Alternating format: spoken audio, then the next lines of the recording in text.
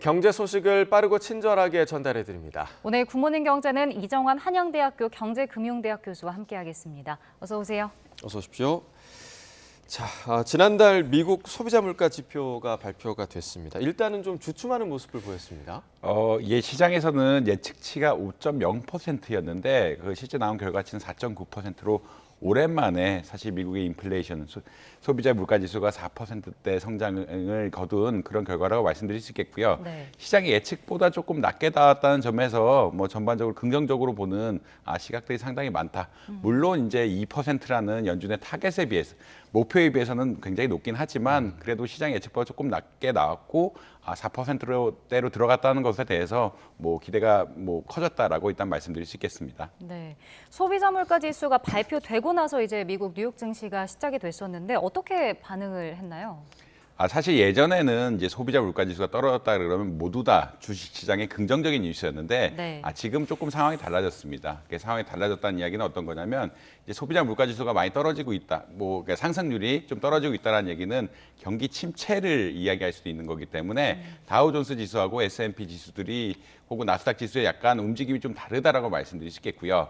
아무래도 다우존스 주식은 나이키 같은 어떤 소비재 기업들이 좀 있거든요. 소비재 기업들은 경기가 하강하게 되면은 수익이 줄어들기 때문에 오히려 주가가 하락하는 양상을 보이고 있고 네. 반면에 나스닥 같은 기술주들은 금리가 떨어질 것이라고 예측하는 이런 그런 현상 때문에 주가가 좀 반등하는 이런 양상을 보이고 있다라고 아마 이해하시면 될 것 같습니다. 네, 이 그 소비자 물가 지수는 이렇게 주춤했는데, 근데 근원 물가 상승률은 오히려 좀 오름폭이 커졌더라고요. 근데 이 근원 물가가 왜 다른 흐름을 보이고 있는 건가요?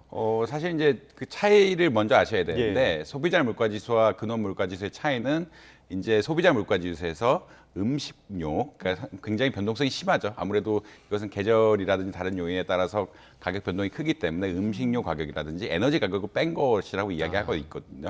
결국 어떤 이야기냐면 변동성이 큰 것을 제외하고 실제로 어떻게 가격이 움직이는지 체크하겠다라는 이야기를 하는 게 근원 물가 지수고요. 네. 사실 이제 근원 물가 지수가 왜 이리 많이 올랐느냐에 대해서 사실 논의가 많은데 결국에는 아무래도 주거비가 올라서 그렇다라고 보고 있습니다. 사실 주거비만 또 빼면은 사실은 그렇게 많이 오르지 않았거든요. 그러니까 예측되는 경로로 가고 있다고 생각하는데 주거비가 작년에 비해서 8% 이상 오르면서 이런 근원 물가 지수 상승을 견인하고 있고요. 그렇지만 이제 최근에 미국 상업용 부동산의 가격 하락 그리고 전반적인 뭐 수요 감소들을 봤을 때는 주거비는 아마 곧 떨어지지 않을까. 이게 결국 주거비란 것은 계약 관계에 의한 것이고 1년, 2년 계약을 한 것들이 남아있는 것이기 때문에 조금 떨어지지 않을까라고는 예측을 하고 있는 상황입니다. 그래서 근원 물가 지수가 다른 것은 이제 에너지하고 뭐 식료품 가격이 빠져서 다른 건데 지금 근원 물가 지수가 많이 오른 것은 주거비 때문에 주거비 비중이 굉장히 높기 때문에 그리고 주거비가 8% 이상 상승하는 그런 효과 때문에 보이는 것 같고 그렇지만 이제 향후에는 조금 떨어질 가능성이 있다라고 아마 이해하시면 될 것 같습니다. 네. 뭐 연준의 물가 목표인 2%대까지는 아직 갈 길이 멀다고 말씀해 주셨지만 그래도 물가 상황이 예전보다는 좀 나아진 거잖아요. 그럼 연준이 다음 달 이제 기준금리를 결정할 때 뭐 동결할 수 있는 여지가 좀 생긴 걸까요? 사실 오늘 CPI 지수, 미국의 소비자 물가 지수가 나오면서 미국이 다음 달 FOMC 회의에서 기준금리를 낮출 확률이 높아졌다라고 많이들 이야기를 하고 있습니다. 뭐 한 7, 8% 내외로 더 떨어졌다라고 보고 있거든요. 그래서 지금은 한 20%에서 10% 내외, 그러니까 10%에서 20% 정도만 미국이 기준금리를 올릴 것이다라고 생각을 하고 있고 네. 나머지 8, 90%는 기준금리를 동결할 것이다라고 많이 예측을 하고 있습니다. 그만큼 이제 물가가 좀 안정이 되면서 고금리에 대한 피해 그리고 최근에 신용 경색에 대한 우려 때문에 연준이 금리를 올리지 않을 가능성이 높아지고 있다라고 일단 보시면 될 것 같고요. 네.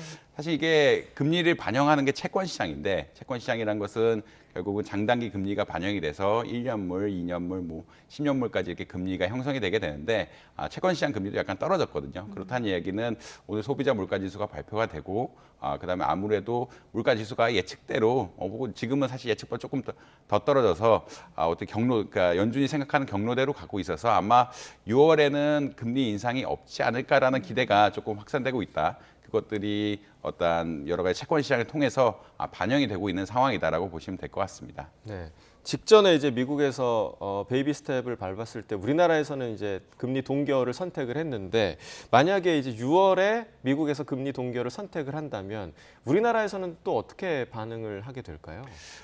미국이 금리 인하를 하게 되면은 사실은 한국이 금리를 인하를 했으면 좋겠다라는 의견이 많긴 합니다. 네. 왜냐하면 이제 금리 격차라는 게 어느 정도 유지가 돼 있고 그렇다 환율의 변동성만 없다라 그러면 우리나라 지금 연체율도 올라가고 있고 무역 적자도 심해지고 있는 상황에서 금리를 낮추는 게 어떨까라는 의견들도 사실 나오고 있는 게 예. 사실이거든요.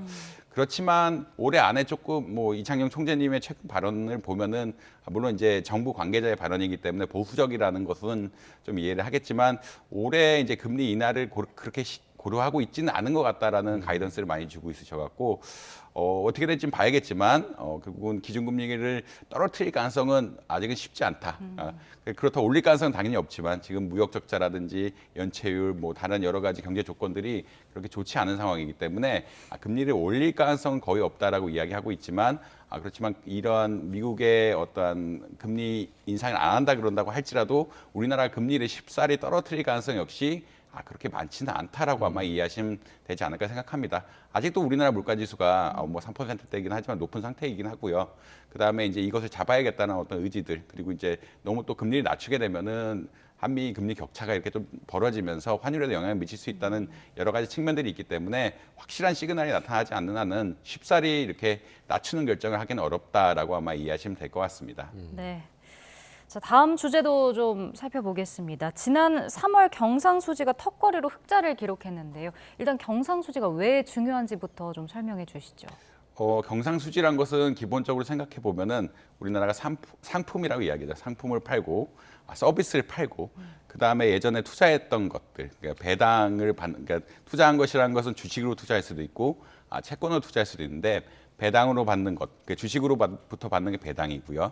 채권으로 받는 것들이 이자라고 할 수 있는데 그런 수익들을 다 모은 겁니다. 그러니까 우리나라가 예전에 투자했던 것 그리고 어떻게 보자면 현재 물건이나 서비스를 팔아서 얻는 지표라고 말씀드릴 수 있겠고요. 그만큼 경제 지표, 그러니까 우리나라 입장에서 봤을 때는 어떤 경제에 중요한 지표가 된다. 우리나라 수출의 의존도가 굉장히 높은 나라고 수출의 의존도가 높은 나라에서 얼마나 물건을 팔고 투자를 해서 수익을 얻느냐는 경제의 건강도를 나타내는 굉장히 중요한 지표라고 말씀드릴 수 있겠습니다. 근데 이제 사실은 요번에 지표가 경상수지 흑자가 나긴 났는데 이게 사실 해석이 조금 좀 여지가 있다라고 보통 많이 이야기를 하고요.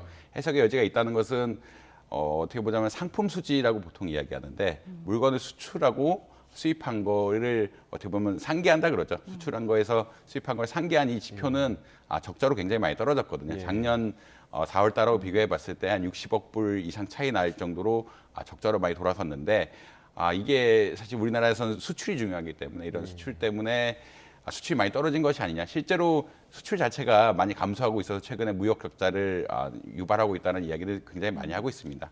그렇기 때문에 무역 상황은 좋지 않은데 지금은 배당이 늘어서 배당이 늘었다는 게 최근에 뭐 법제 혜택 때문에 그렇다는 이야기를 또 많이 하고 있고요. 배당이 늘었다는 것은 지금 특별히 나온 이야기는 우리나라가 해외 자회사가 있는데 이 자회사들이 모 회사로 이제 우리나라 회사로 배당을 많이 했다라는 이야기 때문에 이번에 3월 지표가 많이 좋게 나온 것이 아니냐라고 평가를 하고 있습니다. 사실 그렇다는 이야기는 어떤 거냐면 무역 상황은 그렇게 좋지 않다. 무역 상황은 좋지 않은데 이제 자회사에서 배당을 많이 해서 그렇다라고 할 수 있겠고요. 왜 자회사에 배당을 많이 했느냐도 사실 논의가 많은데 최근에 입법이 하나 됐습니다. 입법이 하나 됐다는 건 어떤 거냐면 자회사가 원래 모 회사로 배당을 주면은 모 회사의 수익이 돼서 예전에 세금을 냈어야 되는데 그런 부분을 많이 면제해 주겠다라는 이런 법안이 나오면서 자회사들이 해외 자회사들이 국내 모 회사한테 배당하는 성향이 굉장히 늘었고요. 그 금액이 지금 경상수지에 반영된 것이 아니냐. 그래서 약간은 무역이 나쁜 거에 비해서 경상수지는 흔히 말하는 흑자로 나오면서 약간의 착시 현상이 있다라고 이해하시면 될 것 같습니다. 그 말씀해주신 부분 중에 상품 수지가 6개월 연속 지금 적자를 냈더라고요. 그리고 이후에 이제 전망도 밝지 않은 상황인데 그렇다면 우리 정부에서 이제 하반기 반등을 기대하고 있는데 이게 좀 어려운 부분 아닌가요? 사실 이제 우리 경제가 이제 반등하겠다라는 그런 기대를 형성한 계기는 중국의 리오프닝이거든요. 중국의 예. 리오프닝이 활발하게 되면서 우리나라 수출이 늘어나게 되고 반도체가 살아나게 되면서 흔히 말하는 무역 적자 규모를 축소하고 무역 흑자로도 돌아설 수 있지 않을까라는 사실 그런 기대가 형성이 되어 있습니다. 그렇지만 이제 최근 동향 자체가 어떤 글로벌 공급망 분화에 따라서 중국이 우리나라 물건을 경기가 회복한다고 할지라도 중국이 우리나라 물건을 그만큼 수입할 것이냐에 대한 의문이 하나가 들고 있는 상황이고요. 그다음에 중국의 리오프닝 속도가 더디다는 이야기를 굉장히 많이 하고 있거든요. 예. 네. 그렇기 때문에 어떻게 보자라면 이제 예측했던 것보다는 나쁘게 나올 가능성이 점차 높아지고 있다라고 보시면 될 것 같습니다. 그러니까 모든 예측치란 것은 과거에 어떤 데이터에 의존해서 많이들 그 분석을 하는 건데 지금의 중국 상황이 글로벌 경기 분화, 글로벌 공급망 분화 그리고 미국 그다음에 속도 자체가 그 경제 성장의 속도 자체가 그렇게 빨리 안 나오면서 예측보다는 무역 수지가 나쁠 가능성이 높아지고 있다라고 일단 보시면 될 것 같습니다. 예. 네. 또 우리 경제 성장에 중요한 게 또 있죠. 고용인데 지난달 취업자 수를 보니까 증가세가 주춤했더라고요. 그중에서도 제조업 취업자는 28개월 만에 최대 폭으로 감소를 했다고요. 이게 제조업이라는 것이 결국 수출 산업하고 연관이 되는 것이거든요. 서비스 산업, 그러니까 사실 어떤 전반적으로 봤을 때 서비스 산업이 있고 제조업이 있는데 네. 서비스 산업은 내수 산업입니다. 근본적으로는 우리나라 물건을 파는 것은 제조업이고 서비스란 거는 이제 내수 수요를 맞추기 위해서 하는 건데 지금 아까 말씀드린 것처럼 이제 수출이 굉장히 많이 줄었다라는 이야기를 하고 있고 수출이 줄었다는 얘기는 제조업 경기가 안 좋다라는 이야기로 투영이 가능합니다. 이렇게 제조업 경기가 안 좋다는 이야기 때문에 결국 제조업 일자리가 줄어들게 되는 이런 현상들이 나타나게 되는 것이거든요. 그래서 일반 고용, 그러니까 서비스업 고용 같은 것들은 사실 코로나 이후에 어떤 소비 수요 증가 이런 것 때문에 약간 늘었다라고 이야기하는데 제조업 부분은 아무래도 지금 무역 적자가 누적되고 있을 정도로 수출이 안 좋기 때문에 그 흔히 말하는 제조업 일자리가 많이 줄었다라고 하고 있고요. 그다음에 사실 경제의 중심이 되는 우리나라 경제를 봤을 때 중심이 되는 일자리는 제조업 일자리인데 이렇게 제조업 일자리가 주는 것에 대해서 우려가 많다 정도는 아마 인지하시면 좋을 것 같다라고 말씀드릴 수 있겠습니다. 알겠습니다. 굿모닝 경제 오늘 여기까지 듣겠습니다. 이정환 교수와 경제 이야기 나눠봤습니다. 고맙습니다. 고맙습니다.